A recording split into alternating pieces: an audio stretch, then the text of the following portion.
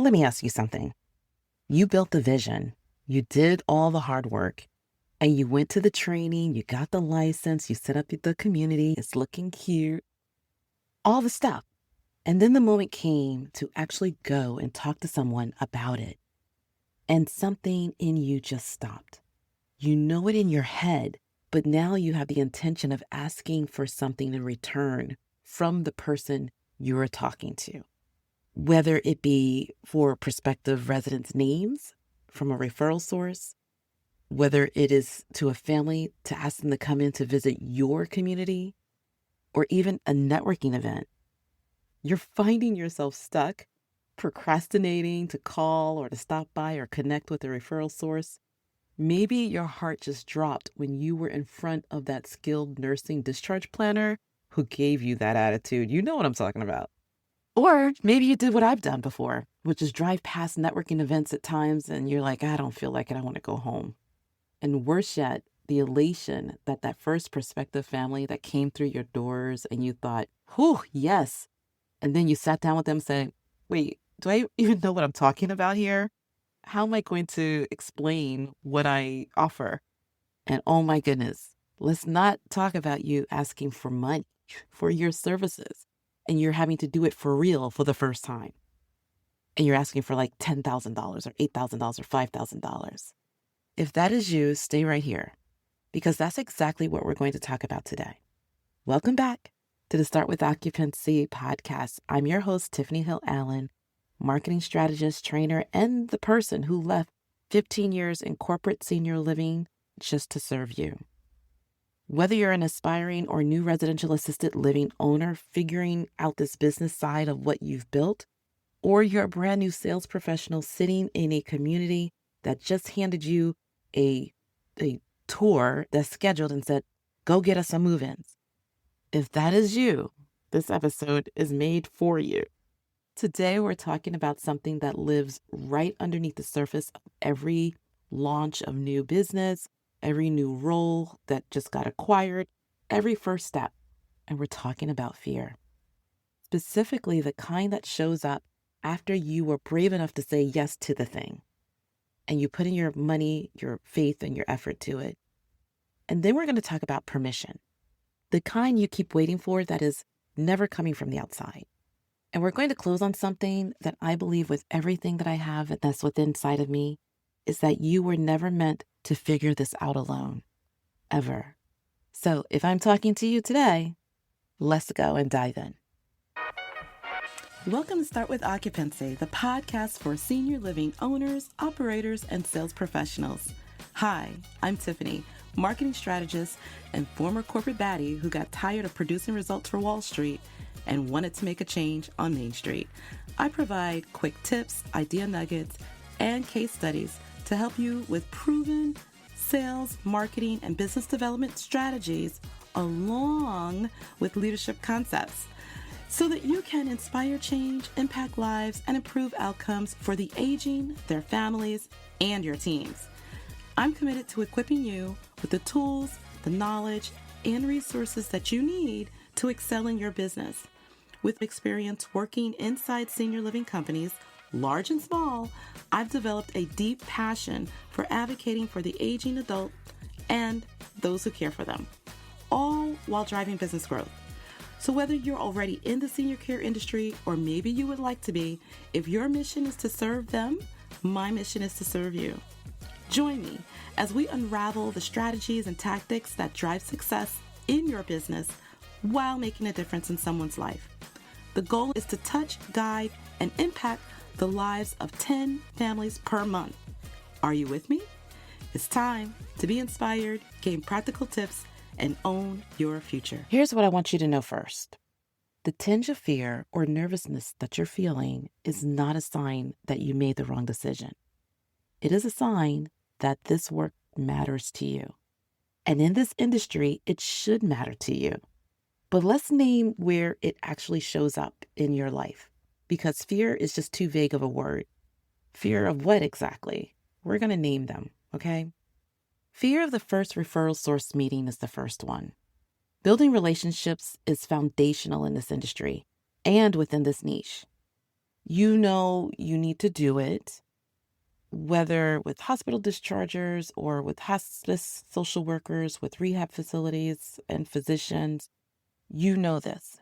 And yet the thought of walking into that office and handing someone your card and saying, I'd love to tell you about my community, sometimes can feel very terrifying. As a matter of fact, for some people, completely terrifying. And I remember I would do pop-up sales calls in this industry. That's jargon for dropping by a prospective referral source's office. And I would have to sometimes psych myself up. That also meant being prepared. And I always felt better if I was more prepared. Sometimes I would just do some background work, like calling first to know exactly who to ask for when I go in. Other times I would go with the intention of just getting in good with the gatekeeper and gleaning strategic information from them. But what I learned is that the more curious you are about others, it takes off the mindset of what you want from them. It's easier to ask for things, and it was easier to have conversations. And it was also easier to help people, to help you to find who makes the right decisions, or at least develop a relationship with them. These people are being called on, pulled on, demanded from, pressured all day long from every side that's imaginable. So I came to be a relief and a break, kind of like a breath of fresh air in their life and in their workday. I remember being in South Florida. It's a different market, different challenges, different personalities for sure. And I went into a skilled nursing facility that was a rehab and found out early in the conversation that it was a discharge planner's first 2 weeks on the job, and they came from North Florida. And being that I'm also from North Florida, I could kind of relate to that person. So what did I do is really just tied in, wow, the differences from here and there are so vast. I also shared that I was only there for a few weeks myself.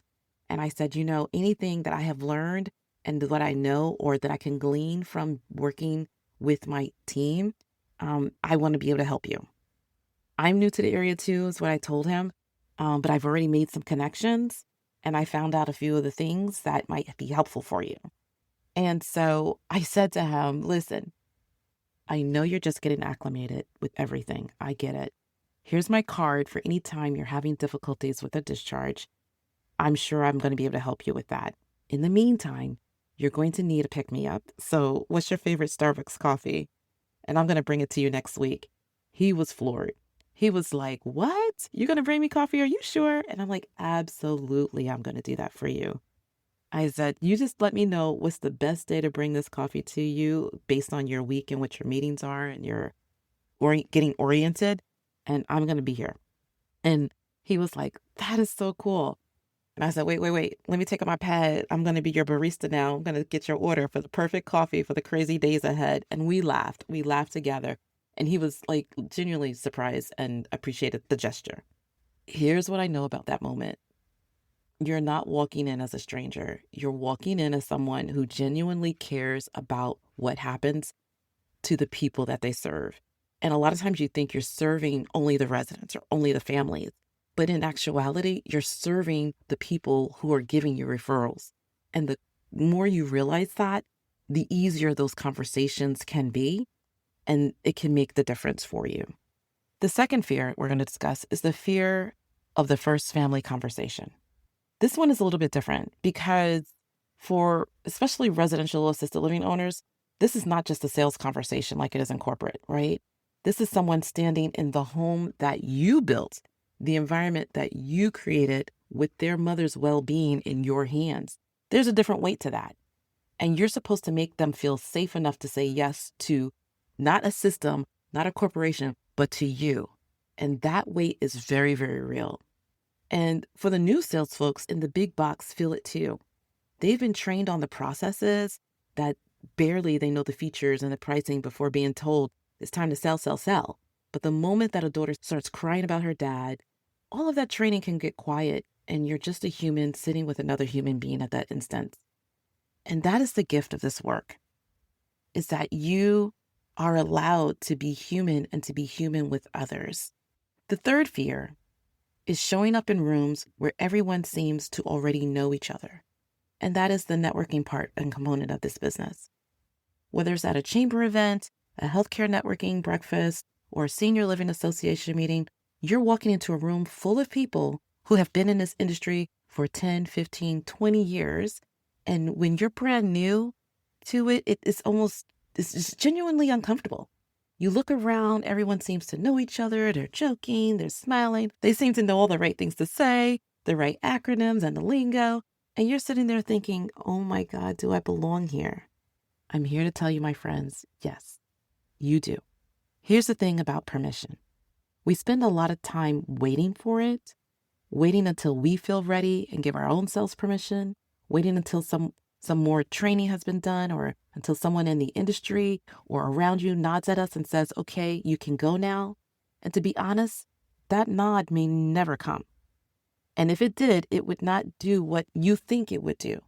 So I want to give you something today. Not a certificate, not a credential, just the real hard truth. You do not need my permission to take your place in this industry. But if hearing it from someone who has 15 years of experience here, and that helps you to take the next step, consider this your reminder. You belong in the room. You earned your way here, whether you went through ALF licensing, whether you possess additional state training or professional licenses as a nurse or a healthcare professional, whether you invested in online education or worked inside communities before you opened your own. You did something that so many didn't do to get to this point. And you do not have to justify your presence to anyone. This industry needs people who care. And clearly, if you're in it and you've opened and put money invested to open up your own place, or your livelihood as a corporate sales professional is based on this, you clearly care. You wouldn't be listening to this podcast right now if you didn't care. So you have permission to make mistakes. I need you to hear this one very carefully. Taking imperfect action is not the same as taking reckless action. It means you just move before you're certain. You make the call before you're ready. You walk into that office before your pitch is perfect. And then you learn. And then you go back. And then you get better. And then you learn again. Then you go back. And then you get better. That is not failure. That is the process, my friend. And there are many instances where I stumbled over my words, or I was not as prepared as I should have been. And it just happens because it's human and it's the part of the process. I am reminded of a family who was visiting the community for their loved one. And before they walked in, I did not check the model room, nor did I ensure my housekeeping staff knew there was a visit coming or a family coming. And apparently a resident slept in the model bed, pooped in the bathroom, did not flush, and whoa, it was a whole mess. And I'm here trying to explain that to a family as a new person in a new job, in a new industry, just all the way new. It was just a mess. It was a whole mess. But I learned early on, always be ready and over communicate with my teams. That was my learning lesson. And do I remember if the family moved in or not? I really don't. But I remember that experience. And the people in this industry who figured it out the fastest are not the ones who waited until they were confident. They're the ones who took the step before the confidence ever arrived. And they allowed the confidence to catch up with them. You have permission to be human. You do not have to be polished every single time. You do not have to have every answer. You are allowed to say, that's a great question. Let me find out and get back to you. You're allowed to have a family or a resident visit that doesn't go perfectly. I can give you so many examples of that. You are also allowed to sit with a family in grief and not have the perfect thing to say. Being human is not a liability in this work. It is what makes you trustworthy, and it is your superpower. Believe me, working in corporate and my sales teams always was the human factor. It was the operations that sometimes was the hiccup. And with you, especially if you are a residential assisted living or you are a smaller, independently owned, you have the power to make decisions and have an impact on both ends of the spectrum. The last permission I want to give you is the permission to be vulnerable and transparent. Families are not looking for the perfect pitch. They're looking for honesty. They want to know you see their loved one as a person, not a room or a bed to fill. And this is why your language matters so much. And if there's anything I want you to go deep in, is the language and lingo of care. And when you are vulnerable enough to say, I know how hard this decision is or can be, and you mean it, that is more powerful than any brochure that you can hand to a family. The same is true in your referral relationships. A hospital discharge planner who becomes your strongest referral partner is not going to be the one that you impressed with a script or something that's magical about your community. It's going to be the one that you were real with and who sees you are trying to support them because they need support as well. Now, I want to talk about what actually shortens your learning curve, because fear fades when you are surrounded by people who have walked the path before you and can be a beacon of light to assist you while you're learning this process. Not as a crutch, but a roundtable support group. Even Sarah Blakely said, who was the founder of Spakes, said that the roundtable SCORE, which is a small business association program, she had those same people for every year that she grew her business. And she's been with them for over 20 years. And here's what I know is true from watching people build in this industry, including myself. The ones who grow the fastest are not necessarily the smartest or the most experienced. They're the ones who found people to learn from, learn alongside of, and to be honest with. I had my mentors in this industry, and they were crucial in my success. You have to find out who is going to be your business bestie. And I mean this seriously. Someone you can text when a visit goes wrong, someone who will celebrate the small wins with you because they understand why they're not actually small wins. Someone who is close enough to the work to understand the weight of it and honest enough to tell you the truth. That relationship is not a luxury. It's the infrastructure that you're going to need. And it does not have to be someone who is necessarily in your area. You can follow a mentor online or off. We live in an era where you can learn from people who have built exactly what you are building or who have experience in building it over and over and over again without waiting for them to take you under their wing and in person. You have podcasts like this. You have YouTube channels, which I'm also creating for you guys. You have online communities. You have access to membership that is unprecedented. But here's the thing about a mentor. You have to actually do something with what they teach you. And I really encourage my teams that I would give them small actions and have them take it. And when they would keep doing those small actions and seeing that it works, it built up the confidence in them to be bolder in what they did. You know, quite frankly, my superpower was taking people with no experience in this industry, hiring them, quite frankly, when sometimes my job was even threatened for hiring them, and training them up, and then them becoming in the top 10 of the whole company over 1,200 or 1,400 other salespeople. That was my superpower. And I will tell you that I would challenge them. Listening and consuming my content, and at that time it was my training materials, is not the same as taking action. My job was to show them the path, and my job is to show you the path. Walking the path, that is still yours. And sometimes what I found in my teams is being able to walk with them was all the difference.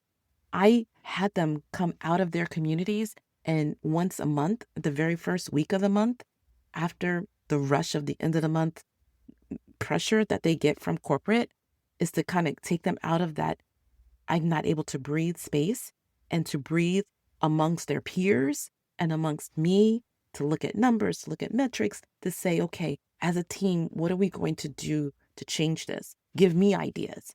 And that was so important. And that is why I believe our team did so well, with 7 of them almost qualifying for the top 10, and 5 of them actually qualifying for the top 10 in all different categories. And I believe that was the reason why. So I encourage you to also invest in structured support. There is a difference between inspiration and implementation, between knowing what to do and having someone walk alongside you while you're doing it. Real growth happens in community and accountability, to be honest. And having a place where you can bring your real questions, your real challenges, and your real wins and get real feedback is paramount. If anything that I've said to you today is resonating, if you are in that new owner or I'm a new professional in this season and you've been doing it along longer than you'd like to admit, I want you to stay connected to what's happening in this community. There is something coming that I have that I've built exactly for this moment in time for your journey, and something that is going to shorten your learning curve for an entire year. Finding your people and getting the kind of support that changes what's possible in your first year is going to be amazing. More on that soon, but I promise it'll be worth it. So here's what I want to leave you with today. The fear you feel is not a red light. It is a signal, and that vision is real. This matters. Your vision matters. What you're doing matters. And it's something that counts. The permission you've been waiting for, consider it given. Not just by me, I'm just a messenger, but by every version of yourself that did the hard thing before this one and made it through. And the path forward for you, you don't have to walk it alone. Find your people, learn from those that have gone ahead of you, and take the next imperfect action, not the perfect one, not the right one, just the next one. And you are more than ready than you think you are. As always, take what you need, share what helps, and come back for more. I'll see you in the next episode.